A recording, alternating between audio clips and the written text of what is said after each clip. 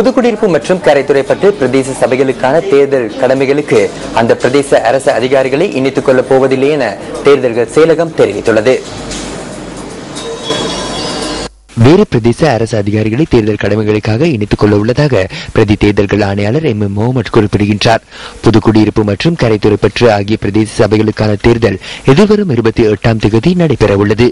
இந்த தேர்தலுக்காக 2011ஆம் ஆண்டு கையளிக்கப்பட்ட வேட்பு மனுக்களின் அடிப்படையில் சில வேட்பாளர்கள் பல்வேறு காரணங்களின் நிமித்தம் இம்முறை போட்டியிடவில்லை எனவும் பிரதி தேர்தல்கள் ஆணையாளர் எம் முகமது சுட்டிக்காட்டுகின்றார்.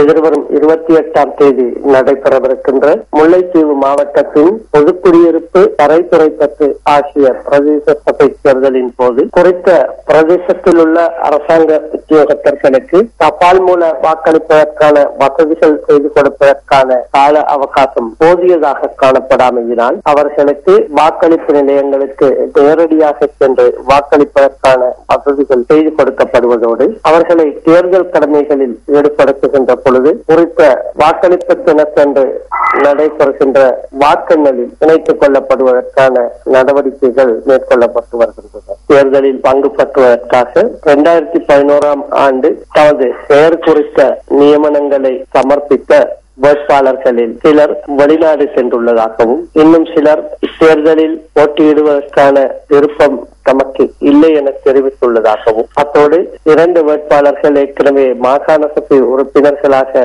தேர்ந்தெடுக்கப்பட்டுள்ளதாகவும் அறிவிக்கப்பட்டுள்ளது. இந்த வேட்பாளர்கள் அவ்வாறு இருக்க தேர்தல் நடவடிக்கைகள் தொடர்ந்து மேற்கொள்ளப்பட இருக்கின்றன.